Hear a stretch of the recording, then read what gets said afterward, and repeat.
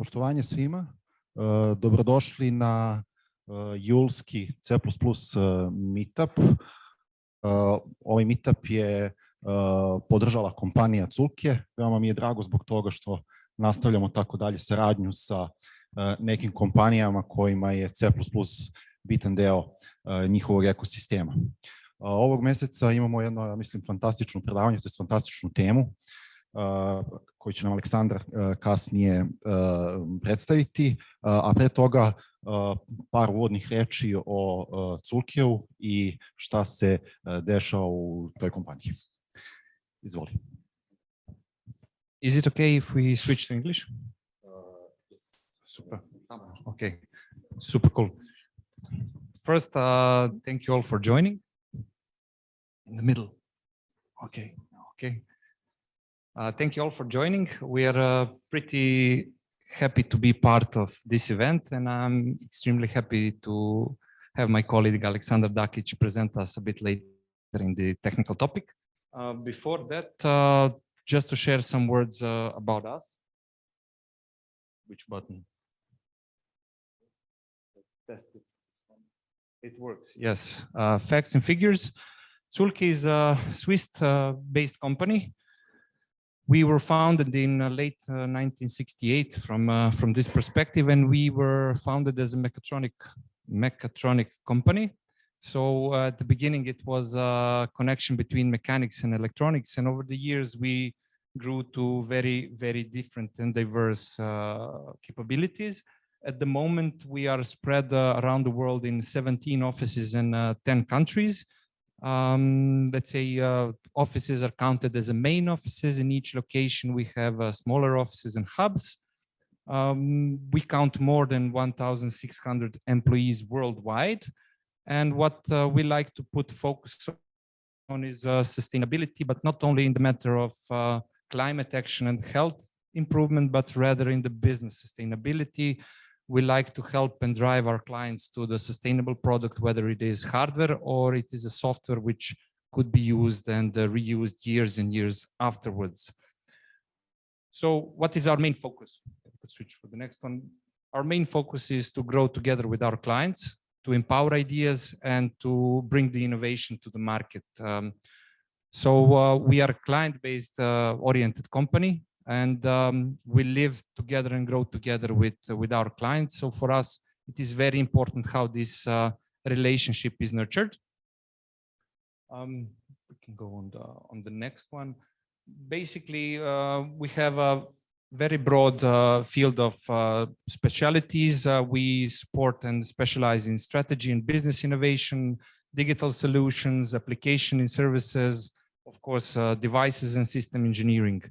So devices, it's a department where Aleksandar Dakić belongs to, and it's a department, again, I need to escape from the camera, sorry. It's a department which mostly is, or let's say in the biggest volume is consuming the C++. Devices are consisting of multiple disciplines. And as you could all imagine, it is about creating a device or a hardware. So the main discipline for us is, of course, embedded software. After that, there is electronics and there is also mechanics involved. For us, what can I say about us? We are a practice which is called GDC, or Global Delivery Center practice. We are located in Portugal and Serbia. In Portugal, we have our main office in Porto. In Belgrade, our main office is in Belgrade. In Serbia, our main office is in Belgrade, but we do have hubs in Niš, Novi Sad, and Novi Pazar. So what do we do for the devices? We develop the products, right, for our clients. And what can you expect if you come to work with us or together on some project in a collaboration? You could expect very broad field of the project. So let's start from medical field, where you would have a really strict environment and development of various devices, towards the pharma. We also have projects in the consumer product, but in the past years we also had a lot of impact and projects with heavy industrial machines in the minings and optimizing these processes, and trying to reduce the footprint that these technologies are leaving on the planet. Having said all of that, I would not continue too much further. We have an open positions in embedded department. So if you enjoy working in devices around the hardware, if you're familiar, proficient with the C++, take a look at our site, take a look at our LinkedIn, come to meet us. We would be glad to speak with you. And now for the most important part, I would leave magic to Aleksandar Dakić.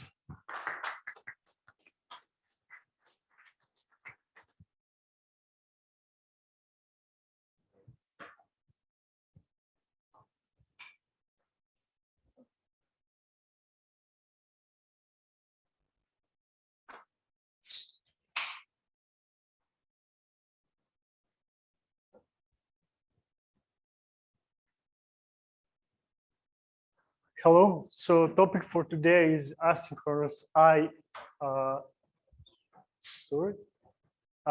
topic for today is asynchronous IO with ASIO and C++ 20 coroutines. I'm Aleksandar Dakić.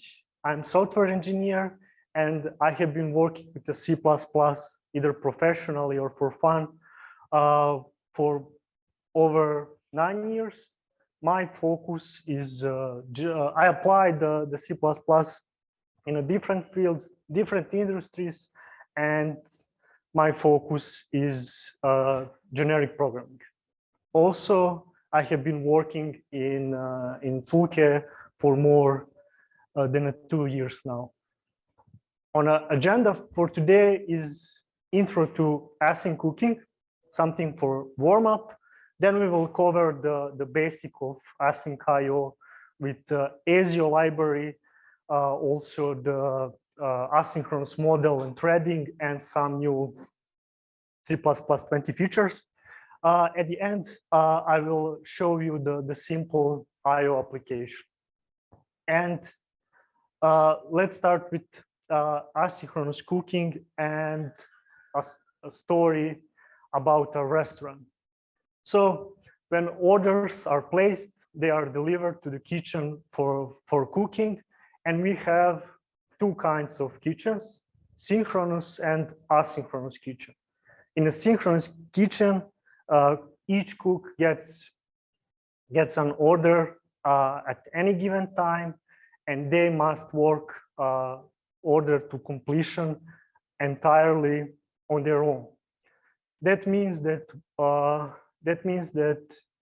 if comes a point where item needs to go in oven, for example, they will patiently wait while item is cooking, and during that time they will not do anything else. In asynchronous kitchen, eventually cook will get the order and they might start making it, but if there is a point where they need to wait for something, they must go and do something else. Based on these differences, we can see that sync kitchen can handle only n numbers of orders simultaneously, where n is number of cooks. While async kitchen can handle significantly more orders because there is no cook that will be standing around and waiting something to happen. This implies that cooks do not have idle time in an async kitchen, and also that cooks do not work any faster than they normally do. And this is very important aspect of async cooking, async kitchen, that actually with async cooking we are getting the higher number of fulfilled orders, higher throughput, but not making cooks work any efficiently or any faster. This is all nice, but there are challenges with async cooking. The first one is coordination of tasks. So for example, while item is in oven, you can start making the salad, but your coordination of those two tasks needs to be very precise because you need to open oven right on time, or other option would be to ask someone else, other cook, to do that instead of you. The next challenge is fault tolerance or error handling. So for example, if delivery of any ingredient is delayed, kitchen staff must adjust the execution plan so delays are minimized, or in some case, even to cancel the order when delays are not acceptable. And the last but not least is resource management. This includes kitchen appliance, allocating kitchen stations, and of course, proper utilization of human resources. Next important aspect about async cooking is relation with number of cooks. Most important thing to remember is that in async cooking, focus is on task. So you can have async kitchen even with only one thread. Focus is not on number of cooks. So you can have kitchen with multi-cooks, but it's not necessarily async kitchen. And the last thing to remember is that cook that started order may or may not finish it. And that's something that I already said, that if you are the one who put an item in the oven and you start working on something else, it's totally okay that next free cook take that order and to complete it. Now, what is the relation between async IO and async kitchen? Everything is exactly the same. So same challenges, same approach, only difference that in async IO we have threads, in async kitchen we have cooks.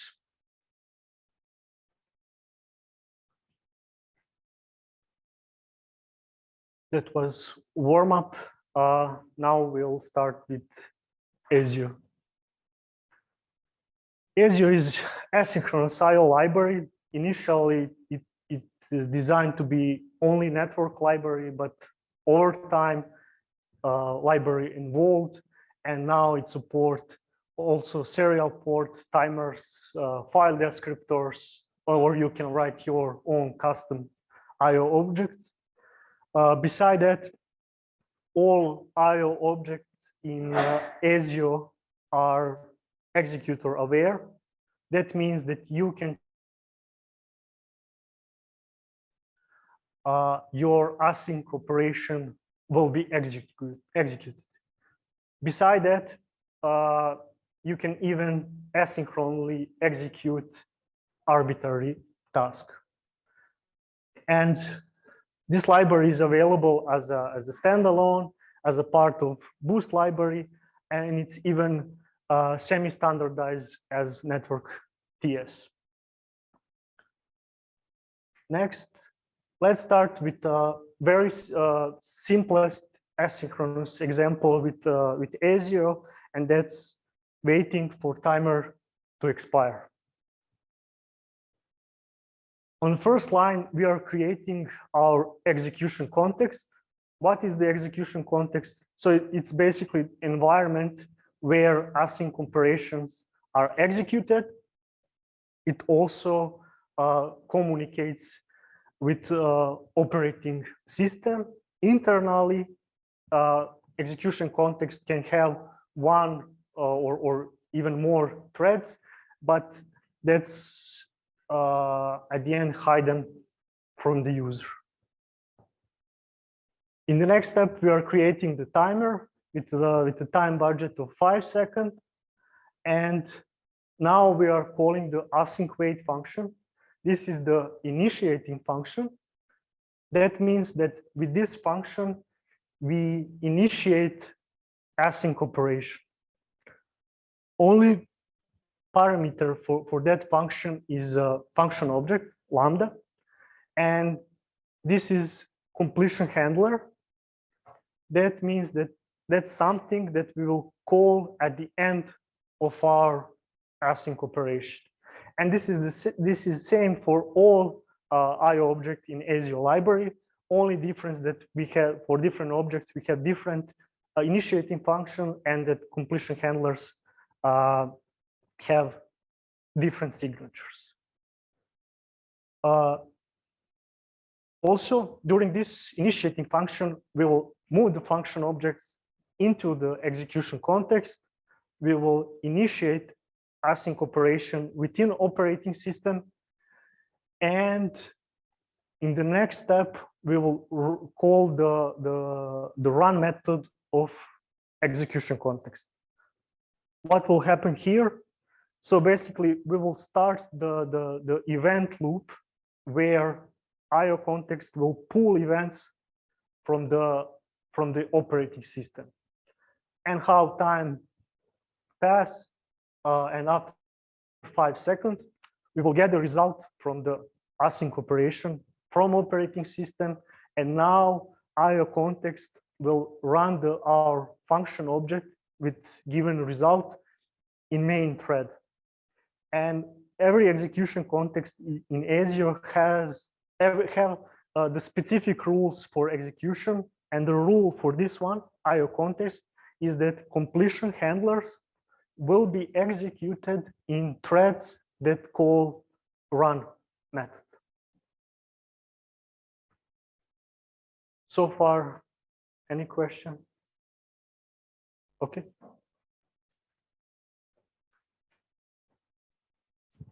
Hi, so I guess you said that we are initiating async operation with the operating system. So I assume on Windows, like it is using asynchronous API of the Windows and completion ports and things like that, or some other mechanism? Yeah, internally there is something called reactors. So it's a connection to the operating system. On different operating systems, it's implemented differently. I'm not sure about Windows, but I know on Linux you can use library IO Uring or APO implementation. Now let's go from the once again from the same through the same example, but from the timeline perspective. So we are creating the execution context. We are creating the timer. Timer will register itself within IO context because timer needs to know how his async operation will be executed. We are calling the initiating function, moving the function objects, now actually initiating the async operation. Now IO context calls OS specific API for this. We are calling run method, starting the event loop, pulling events from the operating system, and after 5 seconds, our function.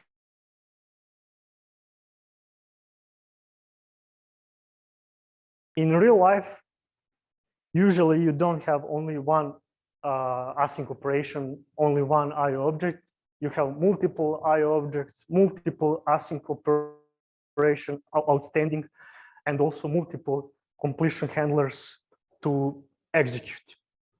And we can use now we will see the relation between threads and IO operation. So your first step should be a single thread. Start with a single thread, and this is totally okay while your completion handlers are short and non-blocking. But sometimes during the completion handlers, at the end of your async operation, you need to do some heavy computation. And the next step should be to ask the background thread to do that for you. How? So we can use another execution context available in ASIO library, and that's a thread pool. So rules of execution for thread pools are that completion handlers will be executed in one of the threads from the pool. And when our completion handler is called, we will delegate the task to the thread instead executing in a main thread. What we get with this, so our main thread can continue with serving the IO objects while heavy operations are executed on a background thread or threads. One example can be the server that calculates Fibonacci numbers, for example, and this server needs to accept the connection, calculates the number, and then to receive the results. But while you are calculating the number, your execution context is not able to execute any other completion handler. So what you can do, accept the connection, delegate the calculation to the background thread, continue accepting the connections, and when the result is ready, return it back to the client. Next option is to use multiple execution contexts, one thread each. So here we have two IO contexts, and we are running them in a separate thread. Here is very important when this can be useful when you want to totally separate the two independent logic. Some real life example can be the main UI thread and some background worker thread. You would never directly try to update UI from the background thread, but you will send some kind of message, signal, or whatever to the UI thread to update. Last option is using one execution context with multiple threads. When this can be useful, when you want to do load balancing, when you have, for example, when you need to serve a very high number of connections. Any question now?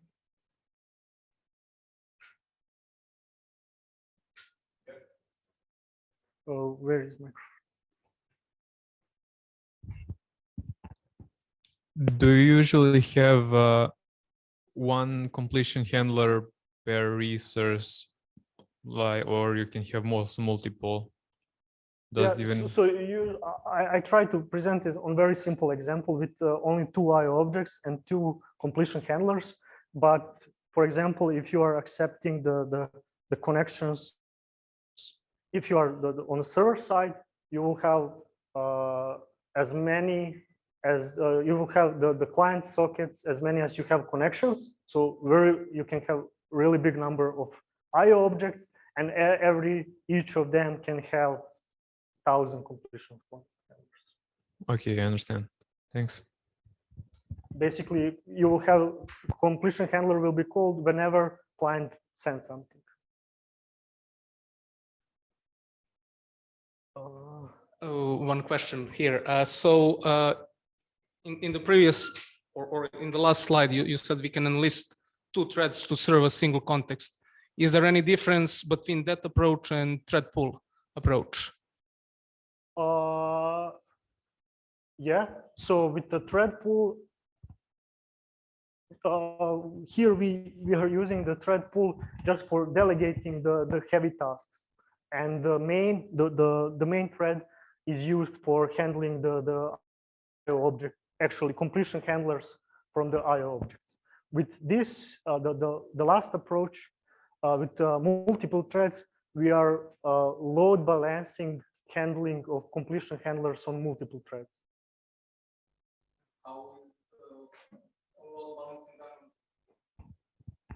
How is load balancing on thread pool is done?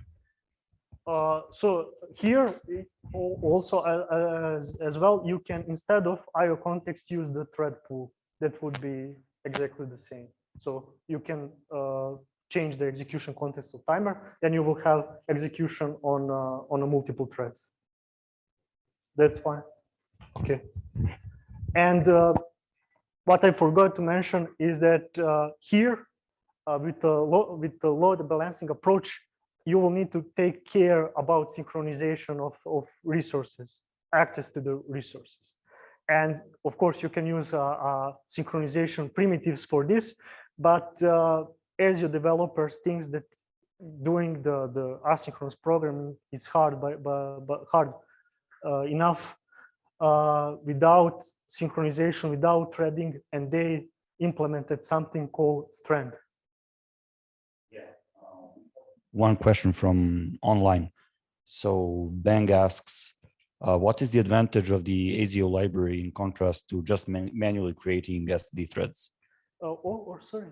What is the advantage of the ASIO library in contrast to just manually creating STD threads?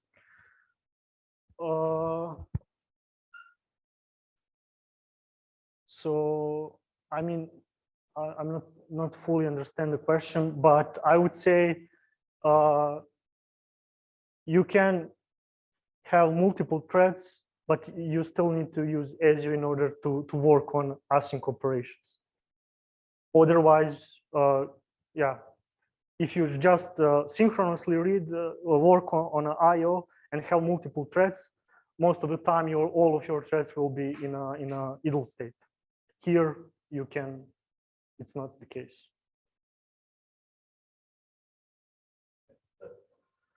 Okay, so they have something called strand. So what is the strand?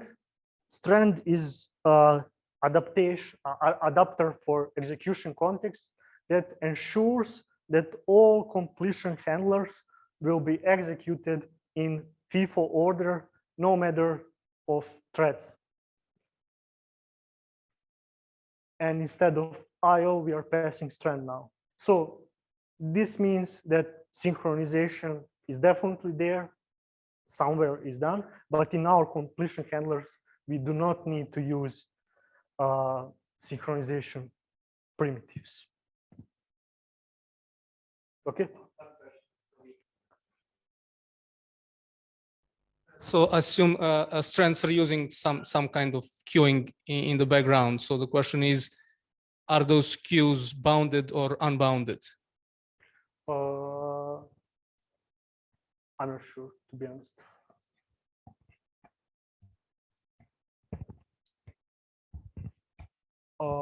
Okay.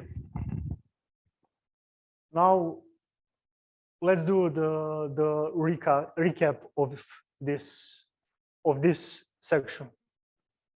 So we learned about execution context, and that's the environment in which asynchronous operations are executed. We learned about IO context, about thread pool. We learned about asynchronous operation and that they start with the initiating function and that they end with the completion handlers.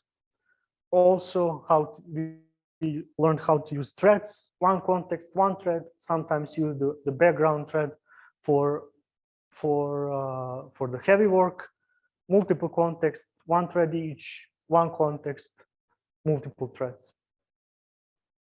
And now it's time to see what C++20 coroutines brings to async IO. And let's start with the first. Let's start with the comparison of functions and coroutines. With function, at some point, caller will call the function, give the control to the function, function will execute, and at some point, control will be returned to the caller. With the coroutines, things are slightly different. So caller will call the coroutine, can suspend and return the control to the caller, and based on some condition, caller can later resume the coroutine from the suspension point, and this process can be repeated multiple times. Now you would ask yourself, then what is the deal with coroutine and why they are important? So coroutine give us the option to write synchronous code that will be executed asynchronously, so without callbacks. And before we see the first example with coroutines, let's start with a simple echo server written the synchronous way. So we have the infinitive loop here, reading from the socket and writing back the same data. Issue with this approach is something that we already know. Thread that is running echo most of the time will be in the ill state.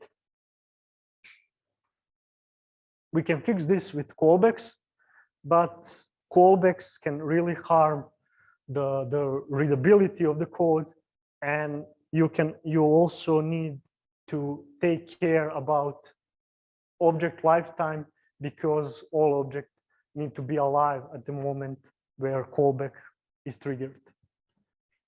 And finally, let's see the simplest example with coroutines. It's almost identical to our synchronous code, but with two very important differences. First one is the new keyword co-await, and this represents our first suspension point. At this point, the coroutine, if there is nothing to read from the socket, will return control to the caller, and then caller needs to check, to pull events from the operating system and to see that there is something to be called, and then to resume this coroutine. So we have this approach. Also, that's a reason why we cannot anymore return just void. We need to return some kind of a handler to our caller, because that's the way how caller will resume the coroutine. Also, what is also important about coroutines, here we have two asynchronous operation that will happen in totally undeterministic time in future. But with coroutines, we can put them together in one lexical scope, one function, where we can apply typical C++ rules as RAI, error handling, exception, and else. With coroutines, there is no magic here. You are the one who needs to implement the task type, promise type, and one or more awaitable types. And so far, and currently, in a standard library, we have only minimal support for coroutines. And in my opinion, developing these classes should be task of library developers, and that's the reason why I'm using ASIO in combination with coroutines. Now let's go back to our initial waiting for timer example, but now with coroutines. So ASIO awaitable represents our connection to the caller. So this is how caller can resume our coroutine. Also important to note is that now we can, with coroutines, we can even use the reference semantic. So it's safe to pass timer by reference into coroutine. On the next line, we have our first suspension point. And at this point, we will ask timer if it's already expired. If not, we will return control to the caller. And instead of function object, we have something called completion token. Basically, with this use awaitable token, we are saying timer to instead function object, we'll use awaitables. And now let's see what's happening on a caller side. So again, we are creating the execution context, creating timer, and now we are calling the callspawn function. And with this function, we are basically giving our awaitable to execution context, to IO. And that's perfectly makes sense because as we saw previously, IO context will definitely know when timer is expired based on an event loop. And when we start the event loop and after 3 seconds, IO will resume our coroutine and we will see timer expired in console. Any question? Can you go back a few slides to the example with callbacks?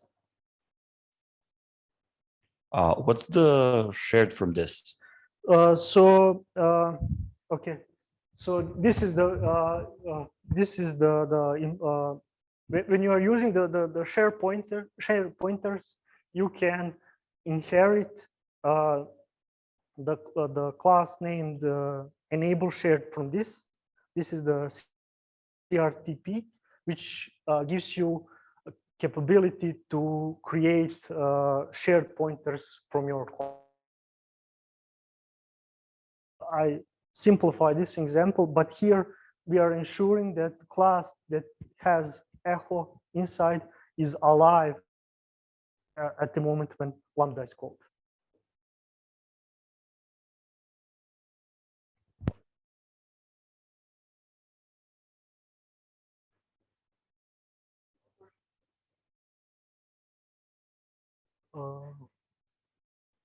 Okay, so last thing was that we saw the timer expired in the console. Now let's see the echo server example with ASIO and coroutines, and it's very similar to our hypothetical example of echo server. Only difference that, as we know, we need to pass use awaitable whenever we use the initiating function. But we can simplify this by saying that by default, on a TCP socket, we will use awaitables. And now this example is very similar to our initial one. Also, what is important to note is that we have illusion of the infinitive loop. So we don't have infinitive loop here. Every iteration will be suspended 2 times. But at the end, sometimes when some error happened, when someone want to cancel all operation on the socket or to cancel the coroutine, we need to know when to exit from this coroutine. And for that, we can use the cancellation state. So here we will ask execution context to give us the cancellation state, and somewhere in an iteration inside the loop, we can check if cancellation state changed. Is that okay? Okay. Beside that, ASIO library provides operator and on awaitables, so you can chain your async operation, your coroutines, and in case that one is that error happened in one, other one will be canceled immediately. Also, there is or operator here, either one or another will finish, other will be canceled. This can be useful, for example, for a watchdog implementation, or when you have two concurrent operations that either one or the other should be finished. How crazy we can get with combining these with and or operators? Okay, yeah, there is no limit. So you can combine even both operators, same as for every and or logical operator. Okay. Now it's time for recap of this part. So ASIO awaitable is a handler used by caller, in our case, execution context. We should use call spawn to run the first coroutine. We can spawn another coroutine from the current one. We can co-await on result from another coroutine. We are using use awaitable for initiating functions, or you can say that by default you will use awaitables. You can access, so you don't need to pass execution context all the time. Within coroutine, with this line, you can access the executor. With this line, you can access the cancellation state. But not, there are some challenges with ASIO and coroutines. Error handling is hard. So by default, exception I use, but and this brings all the issues with exceptions, and also the cancellation of IO objects is handled through exceptions. You can choose to switch to error codes, but now you will need to handle the error codes, and you should consider the boost outcome as a result of your coroutine, or if you can use the STD expected. Next, cancellation of coroutines is really hard. So ASIO provides really rich but also very complex cancellation model. You can cancel all async operation on one object, or you can choose one specific operation to cancel, and also you can choose on per operation cancellation. You have different levels of cancellation, so it can be very tricky. Also, some useful features are still experimental. We saw those two operators, but ASIO also provides the resumable coroutines. So a limit with awaitable is that you can use them only you can customize your coroutine, customize behavior of IO object, but you need to have IO waiting on IO objects inside your coroutine. With ASIO Core, that's not true. You can even write totally custom coroutines, but it's still experimental. Also, ASIO has channels, so something that you can use for communication between async operation to share data between async operation. This is something very similar to Golang channels, but still it's experimental feature. So now I will start with a small IO application. Do you have any questions so far regarding this part?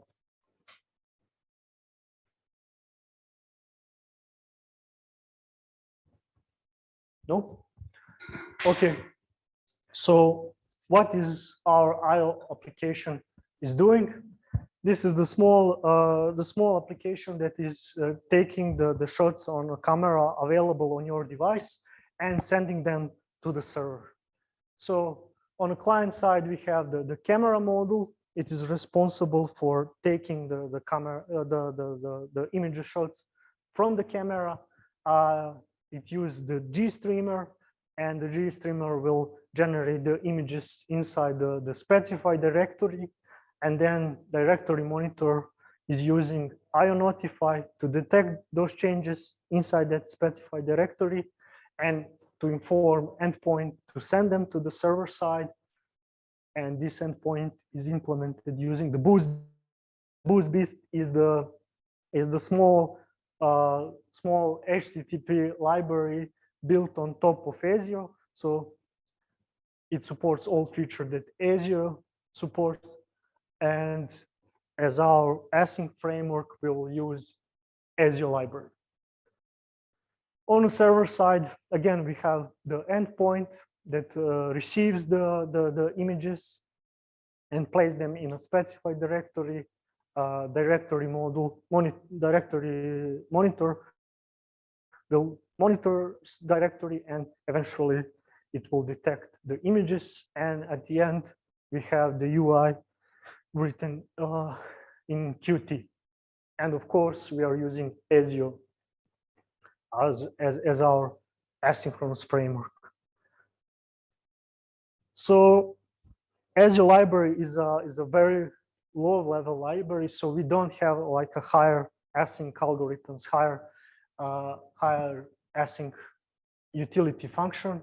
So using the call spawn and these two operators, we can write something like a submit or when one off, so using the or operator, or when all, using the and operator, and using the signals, signal from the ASIO, we can write a coroutine that waits for signal or stop after, which is basically the watchdog.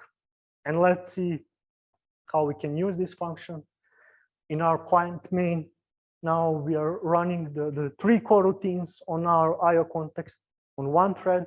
First is the async main and those 2 that we just saw. So if one of them finished, other 2 will be canceled. In our async main, we have we are waiting for this coroutine is waiting for take camera shots coroutine, upload images. Take camera shots coroutine is very simple, so just creating the shots. So we'll cover the upload images coroutine. Here we are getting the executor and state from the execution context, creating our endpoint and our monitor, and in illusion of while loop, we are co-awaiting on the new images to be detected. And if path is not empty, we are asynchronously sending the file to the server side. And at the end, we are handling the cancellation.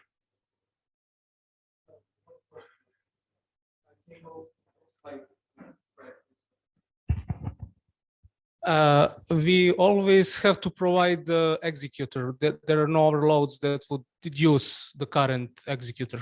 No. So your option is either to move around execution context or to get the executor of the current coroutine.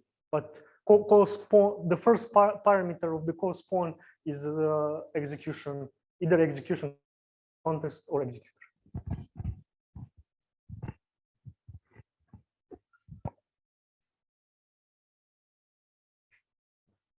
So what is client endpoint is doing?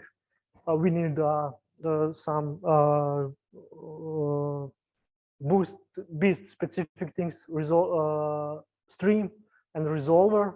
So in our send file coroutine, we will resolve the host, asynchronously make connection to the host, prepare the request, asynchronously send it to the server side, and then asynchronously receive the response. Our dear monitor is actually abstraction around the file descriptor. We are using enotify to initialize our stream descriptor, and in our get new image coroutine, we are co-awaiting to read something from the file descriptor, and when we read something, we can parse the buffer and actually see event and the path, what happened in a monitored directory, and at the end we are co-returning the path. Camera module is very similar to Deer monitor. So we have the pipeline, that's something GStreamer specific, but also we have the stream, the file descriptor. From the pipeline, we can get the pool file descriptor, which basically informs us when there is some message from the pipeline. So again, we have the coroutine. Our coroutine is returning the pipeline messages. We are starting the pipeline, and now we are waiting for something to happen on a file descriptor. Here, we are not reading anything, so we are just waiting to get something on a file descriptor, and then we know that there is a message on a pipeline. We read the message, parse the message, and at the end return the result. So now it's time for the demo. Do you have any question regarding the code snippet from the example? Okay. So in upper terminal, I will start the server side of application. Now I will start the client side, and soon you will see the images from my web camera. After the timeout specified in watchdog,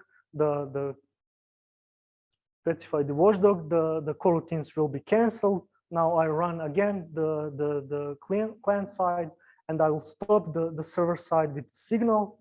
Coroutines are canceled, and on server side we got the connection refuse error. Any question about demo? Okay. So now let's see what is the future of async programming in C++. There is one paper that describes how async model should be in a C++, and there are two proof of concept libraries, one implemented by NVIDIA and one implemented by Facebook. An idea is to have asynchronous operation in something like this. But this paper is not, as far as I know, is not accepted for C++ 23. So it might be accepted for 26. And now after that, I'm not sure when we will get the actual implementation in standard library.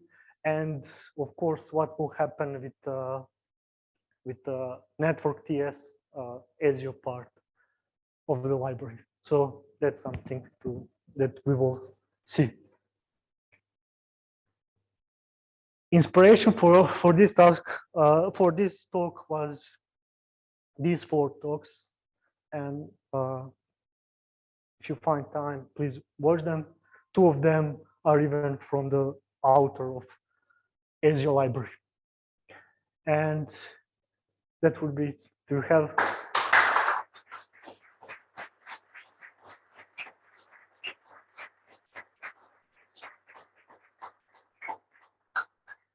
Do you have any question?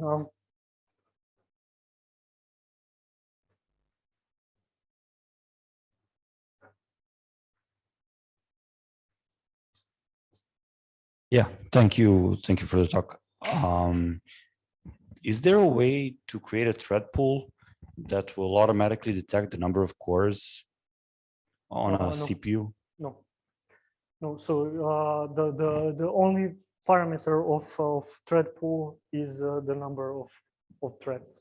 Is there like a magic thread pool that would do this, or? It's easily implementable. Yeah, it could be, but I was hoping that ASIO maybe. So the the number of core is standard. You have a standard function for getting the actual number of cores, And then, yeah, you can which pass you could that pass instead in of construction. Cool, thanks.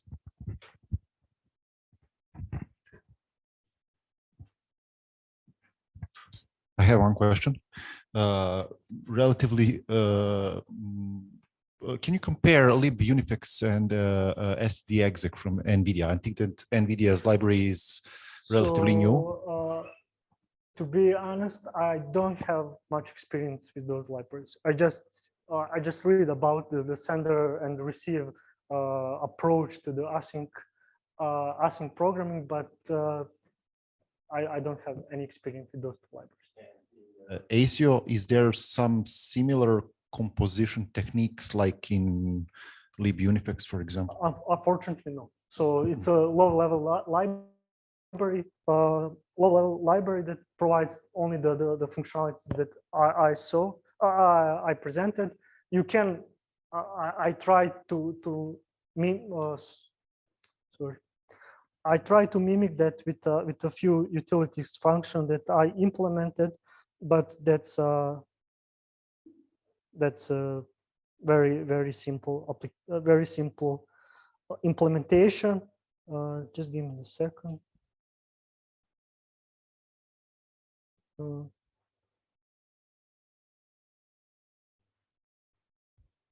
So this is the very simple implementation, just to show that it's possible. But of course, you can apply this paper and the sender receiver concept to the ASIO, and you will, at the end, at some point you will have something similar to libunifex and.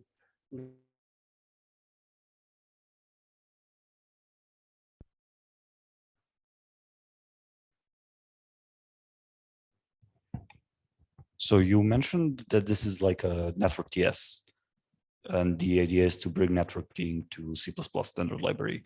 So is there a way to use the networking part without the whole async part? Not sure. So I'm personally using the Boost ASIO. I'm not using the network teams. But in ASIO, like, is there a way to not to have the pure networking API without IO contexts?